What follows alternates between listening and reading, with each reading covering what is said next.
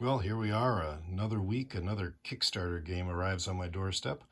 Not truly a Kickstarter game, it's an expansion, standalone expansion of Steampunk Rally. As you can see, it's Steampunk Rally Fusion. And I have to say, first of all, it came packaged very well, wrapped in bubble wrap. Thank you very much to Fun Again Logistics for taking care of that for us.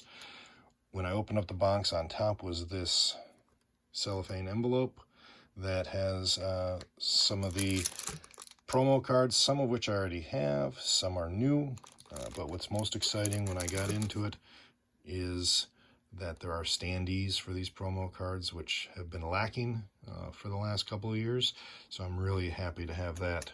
It's going to add to the gameplay, and it's going to be nice to have the actual standee for the promos. So let's take a look at what's in the box. As you can see, beautiful cover art again, great colors. It really pops. You get the feel of the game just by looking at it.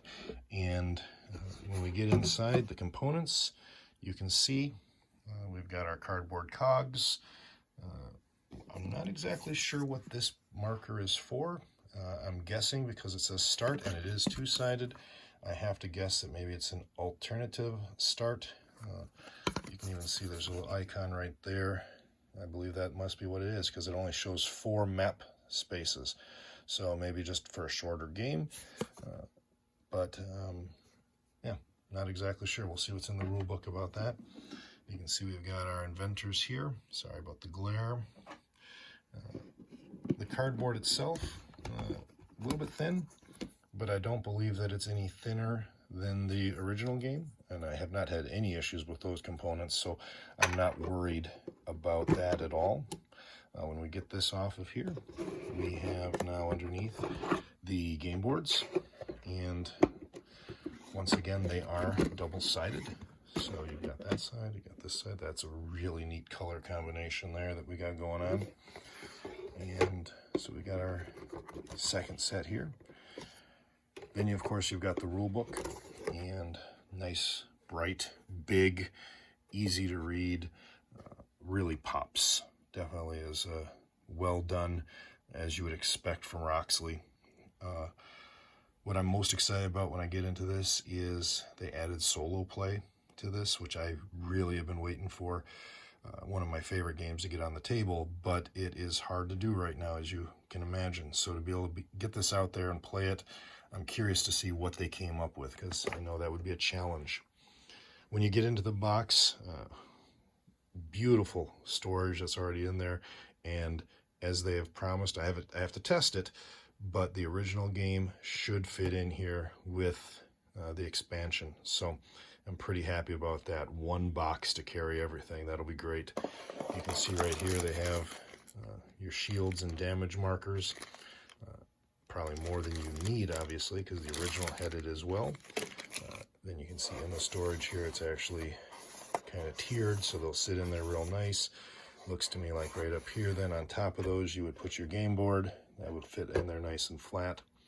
Over here we've got plenty of places to store our cards, and you can see, you know, right now there's double stacks in there.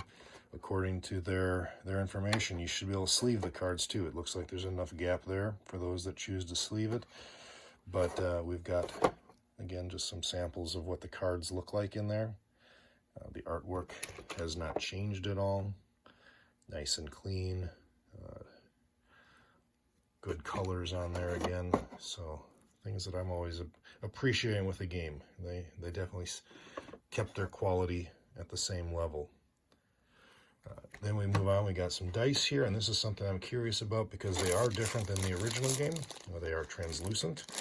I like the look of them. I don't know if they're meant to be used differently. In the original game, of course, they were a solid red, blue, and yellow. I'm assuming that these are to replace it or just mix in with the red, blue, and yellow that you already have.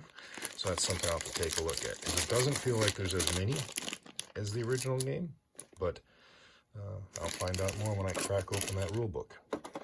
Up here we've got some plastic clips. I'm not exactly sure what they're for. I bet you they might be to hold the game together, because if that was one complaint I had, is those game boards slide apart from each other.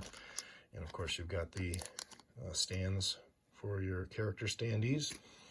And then the fusion dice, which as you can see clearly are different. They are not the 1 to 6 pips. So that's going to add a whole nother level to the gameplay. And one item that I was super excited about, metal cogs. So those cardboard cogs, there's really no need to, I'll punch them out just to keep them, but there's no need to use them. I mean, there's just something, you can hear that, something about the heft of those just adds to the gameplay for some reason for me. So I'm pretty excited about that. Now, I did not back the entire game. The Atomic Fusion got you both, but as I said, I already own the original. But I did go ahead and paid that little bit extra so that I could get the Atomic Fusion box, because that way I could have the artwork from the original game as well. And then I don't feel like I need to keep the original box. That's a problem I have as a gamer. I always want to keep the boxes.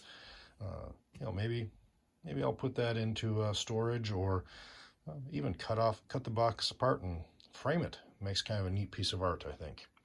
So I'm really looking forward to cracking into that rule book and learning a little bit more about that solo play. And thanks for joining me. If you enjoyed this video, please feel free to leave comments below.